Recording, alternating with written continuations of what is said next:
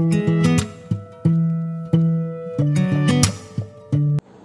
चलिए स्टूडेंट्स, एक और क्वेश्चन के बारे में बात करते हैं। क्वेश्चन आप लोगों के सामने है। जनरली इस क्वेश्चन को वर्क और टाइम के क्वेश्चन के नाम से भी जाना जाता है। क्वेश्चन बोलता है कि 2 औरतें 5 आदमी मिलकर किसी काम को 4 दिन में खत्म करते हैं।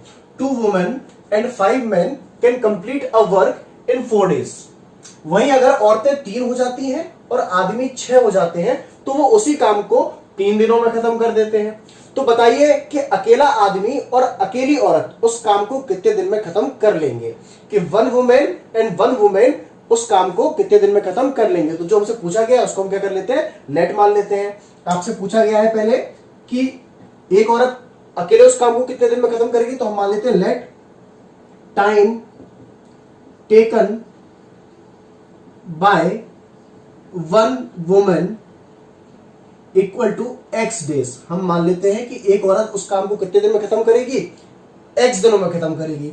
और हम मान लेते हैं कि let time taken by 1 man equal to 1 man equal to y days. और हम मान लेते हैं कि एक आदमी उस काम को y दिनों में खत्म करता है।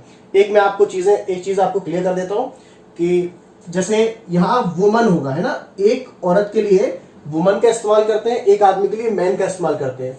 जब औरतें बहुत सारी हो जाती हैं तो ई लग जाता है, वुमेन हो जाता है ना। वुमेन्स नहीं होता, कुछ वुमेन होता है। ठीक है, ध्यान रखेंगे इस चीज को। बहुत सारे आदमी है तो मैन बोलते हैं, MEN। एक अकेला आदमी है तो उसको MAN बोलते हैं ना। चलिए तो क्वेश्चन की तरफ आगे बढ़ते हैं। तो हमने मान लिया कि एक औरत उस काम को x दिनों में खत्म करेगी और एक आदमी उसको y दिनों में खत्म करेगा। अब आप थोड़ा एक चीज को समझने की कोशिश कीजिएगा कि अगर मैं आपसे बोलूं कि 10 kg आपने एप्पल खरीदे हैं। कितने एप्पल खरीदे आपने? 10 किलो आपने एप्पल खरीदे हैं। और वो 10 किलो एप्पल अगर आपके 100 रुपए के आ रहे हैं, अगर 10 किलो एप्पल आपके 100 रुपए के आ रहे हैं और मैं आपसे पूछूं कि 1 किलो एप्पल कितने का था, तो आप कैसे निकालेंगे? यहां लिखेंगे आप 1 kg और ये जो 10 है ना, इसका डिवाइड कर देंगे किसमें, 100 में। तो आपको पता पड़ जाएगा कि 1 किलो एप्पल की कीमत कितनी है आपकी, 10 रुपए है। तो 1 किलो एप्पल कितने के हैं, 10 रुपए के हैं। तो 10 kg एप्पल कितने के हो गए, 100 रुपए के हो गए। ये तरीका है किसी भी एक यूनिट को निकालने का कि 10 kg एप्पल कितने थे, 100 रुपए के थे। तो 1 kg एप्पल कैसे निकाला आपने, 10 का डिवाइड कर दिया किसमें, 100 का। तो आपका एक यूनिट का वैल्यू आ गया। समझ में आया आप लोगों को? अब देखिए कि कोई काम है और किसी काम को वो अकेली औरत या अकेला आदमी x दिनों में खत्म कर रहा है। तो चलो पहले हम औरत की बात करते हैं कि किसी काम को एक औरत कितने दिन में खत्म कर रही है, x दिनों में खत्म कर रही है। हम मान के चल रहे हैं कि कोई एक काम है उसको कितने दिनों में खत्म कर रहे हैं, x दिनों में एक औरत खत्म कर रही है। जैसे हमने 10 kg एप्पल कितने के आ रहे थे, 100 रुपए के आ रहे थे। अब मैं आपसे पूछूं कि वो औरत एक दिन में कितना काम खत्म करेगी, तो अगर आपको 10 kg बराबर 100 था और आपको 1 की वैल्यू निकालनी थी, 1 यूनिट की वैल्यू निकालनी थी, तो आपने क्या किया, 10 का डिवाइड किया था 100 में। वहीं आपको x डेज में कोई काम खत्म हो रहा है, मैं पूछूंगा कि एक दिन का काम कितना है, तो आप कैसे निकालेंगे 1/x। x का डिवाइड क्या हो जाएगा, 1/x हो जाएगा। समझ में आया? वही मैं अगर आपसे पूछता कि अगर औरतें 2 होंगी तो क्या होगा, मान लो यहाँ पे 1 की जगह कितना होता है, 2 हो जाता, तो ये क्या हो जाता है, 2/x हो जाता। समझ में आया आप लोगों को? चलिए तो आगे बढ़ते हैं। तो हम यहां लिखते हैं कि 1 वुमेन 1 डेज वर्क कि एक औरत के द्वारा एक दिन में किया गया काम। तो कितना होगा, एक औरत एक दिन में कितना काम करेगी, 1/x करेगी। क्लियर है? अब आपके क्वेश्चन में कितना है, 2 वुमन है, तो आप यहां पे क्या लिखेंगे, 2 woman 2 days work, sorry 2 days नहीं, डे तो 1 ही है, एक दिन में कितना काम करेगी ये, 2/x काम करेगी। समझ में आया आपको कि किस तरीके से 2/x आएगा? ठीक है। उसी तरीके से अगर आपको निकालना होगा कि 5 men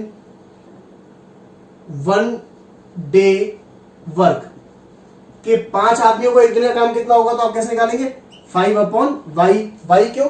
क्योंकि यहां क्या लिखा हुआ है, y डेज लिखा हुआ है। तो एक आदमी का एक दिन का काम कितना होगा, 1/y। तो 5 आदमियों का एक दिन का काम कितना होगा, 5/y होगा। समझ में आया आप लोगों को? चलिए आगे बढ़ते हैं। अब देखिए कि क्वेश्चन में क्या बोला गया है। अकॉर्डिंग टू क्वेश्चन क्वेश्चन आपका क्या बोलता है कि 2 औरतें और 5 आदमी मिलकर उस काम को 4 दिनों में खत्म कर रहे हैं, है ना। तो अभी हम यहाँ पर हम लोगों ने एक एक दिन का काम निकाला है, तो क्या लिखेंगे हम यहाँ पे, 2 औरतें हैं तो क्या लिखेंगे 2/x, क्लियर है। और 2 औरतें और 5 आदमी मिलकर काम कर रहे हैं तो प्लस का निशान लगा दिया, यहाँ कितना हो जाएगा 5/y। अब ये भी 2 औरतों का एक दिन का काम है, ये 5 आदमियों का एक दिन का काम है, तो जो क्वांटिटी सामने दी है वो 4 दिन की दी है। हम भी यहाँ पे इसको 1 में कन्वर्ट करेंगे तो कैसे होगा, ये कितना हो जाएगा आपका 1/4 हो जाएगा। ये 4 दिन का काम है, आपको एक दिन का काम चाहिए तो कितना हो जाएगा 1/4 हो जाएगा। क्लियर समझ में आया आप लोगों को। तो अब देखिए इसको कैसे सॉल्व करेंगे, इसको आप मान लीजिए यहां सॉल्व कर लेते हैं इस इक्वेशन को। तो जैसे इस इक्वेशन को देख के आपको समझ में आ रहा होगा कि देखो वेरिएबल्स नीचे आ रहे हैं, इसमें x और y की वैल्यू आ रही है, नीचे आ रही है। मैंने आपको बताया था कभी भी x और y नीचे आते हैं तो आप क्या करते हैं, लेट मान लेते हैं। तो देखिए किस तरीके से लेट मानेंगे कि let 1/x equal to a and 1/y equal to b। Clear है। तो ये कितना हो जाएगा आपका 2a हो जाएगा, है ना, प्लस ये कितना हो जाएगा आपका 5b हो जाएगा, और इक्वल टू में कितना हो जाएगा आपका 1/4। कोई दिक्कत है यहाँ तक, कोई दिक्कत नहीं है। अब ये 4 अपॉन में है, चाहो तो इसका मल्टीप्लाई कर लो, क्योंकि ये डिवाइड में जाके जाके मल्टीपल में हो जाएगा। तो 4 का मल्टीप्लाई 2 में होगा तो कितना हो जाएगा 4 2 8, और 4 का मल्टीप्लाई 5 में होगा कितना हो जाएगा 4 5 20, इक्वल टू कितना आएगा आपका 1। अब आप इसको इक्वेशन नंबर, इसको आप दे दीजिए इक्वेशन नंबर फर्स्ट, यहाँ दे दीजिए इक्वेशन नंबर सेकंड, और इसको आप नाम दे दीजिए इक्वेशन नंबर थर्ड। क्लियर है, समझ में आया आपको। अगेन देखिए फिर से, अगेन अब तो आपको समझ में आ गया होगा कि 2 औरतें और 5 आदमी 4 दिन में काम खत्म कर रहे हैं, तो आपने इक्वेशन इस तरीके से बनाई। अब लिखा है 3 वुमेन, तो कैसे लिखेंगे आप 3/x, क्लियर है। फिर लिखा है 6 मैन, तो आप कैसे लिखेंगे 6/y, इक्वल टू में कितना आएगा आपका 1/3, क्योंकि 3 दिन में काम खत्म कर रहे हैं। इसको भी आपने यहाँ पे लेट मान लिया, ऊपर a और b लेट मान लिया 1/x को और 1/y को, तो ये आपका हो जाएगा 3a और ये हो जाएगा आपका 6b, इक्वल टू कितना हो जाएगा 1/3। समझ में आया आप लोगों को। अब क्या कीजिए, इस 3 का मल्टीप्लाई कर दीजिए, तो ये हो जाएगा 3 3 9, 3 6 18, b इक्वल टू 1। ये आपकी हो गई इक्वेशन नंबर 4। क्लियर है यहाँ तक, कोई डाउट? ठीक है, तो चलो आगे बढ़ते हैं। और आप यहाँ पे कर लीजिए फ्रॉम फर्स्ट एंड सेकेंड। तो फर्स्ट इक्वेशन आपकी, सॉरी फर्स्ट एंड सेकेंड नहीं लिखेंगे, यहाँ पे लिखेंगे आप लोग थर्ड एंड फोर्थ। क्या लिखेंगे आप यहाँ पे, third and fourth. Third equation ये रही, फोर्थ इक्वेशन ये रही। तो 8a plus 20b equal to first 1, और 9a plus 18b equal to 1। Clear है, समझ में आया आप लोगों को। अब क्या करेंगे, एलिमिनेशन मेथड लगा दीजिए। 9 का मल्टीप्लाई ऊपर कर दीजिए, 8 का मल्टीप्लाई नीचे कर दीजिए। ठीक है, तो जब 9 का मल्टीप्लाई ऊपर होगा तो 9 8 से कितना होता है 72 होता है। ठीक है, उसी तरीके से ये कितना हो जाएगा 72a हो जाएगा, कितना हो जाएगा 72a, और 9 का मल्टीप्लाई अगर 20 में होगा तो कितना हो जाएगा 120b हो जाएगा, और 9 बन जाए 9 होता है। उसी तरीके से इस 8 का मल्टीप्लाई होगा तो ये भी कितना हो जाएगा 72a। अब इस 8 का मल्टीप्लाई 18 में होगा तो 8 8 से कितना होता है 64, हासिल आई 6, 8 बन जा 8, और 8 6 14, तो 144b इक्वल टू 8। अब आप क्या कर दीजिए, साइन चेंज कर दीजिए, ये प्लस का है तो माइनस का हो जाएगा, ये प्लस का है तो माइनस हो जाएगा, ये माइनस हो जाएगा। देखिए ये कैंसिल आउट हो गए। यहाँ कितना बचेगा आपका, ये 6 बचेगा आपका, 7 में से 4 जाएगा तो 3 बचेगा, b आ जाएगा, ये कितना हो जाएगा आपका 1 बचेगा यहाँ पे। इसलिए समझ में आ रहा है आपको, क्योंकि 9 में से 8 कितना बचेगा 1। तो b की वैल्यू कितनी हो गई आपकी, b की वैल्यू हो जाएगी आपकी 1/36, क्योंकि 36 कहाँ पहुंच जाएगा, इसके नीचे पहुंच जाएगा। क्लियर है, समझ में आया आप लोगों को। तो b की वैल्यू कितनी आ गई आपकी 36 आ गई।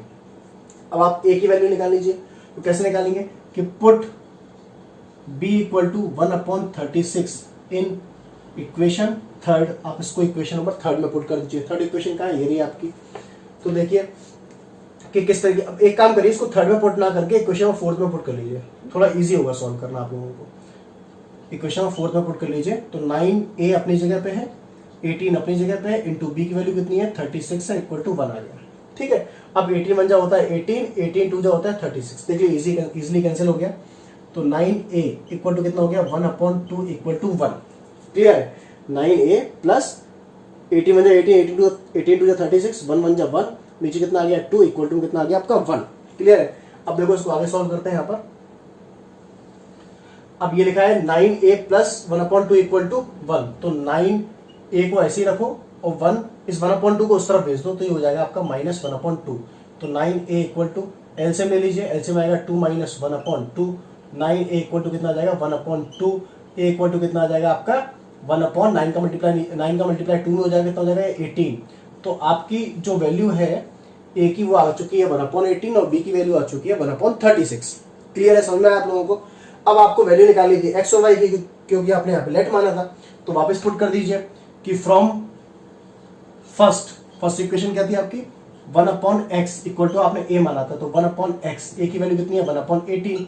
क्लियर है, इसका मल्टीप्लाई इधर हो जाएगा, इसका मल्टीप्लाई इधर हो जाएगा, तो x की वैल्यू कितनी हो जाएगी आपकी 18 डेज।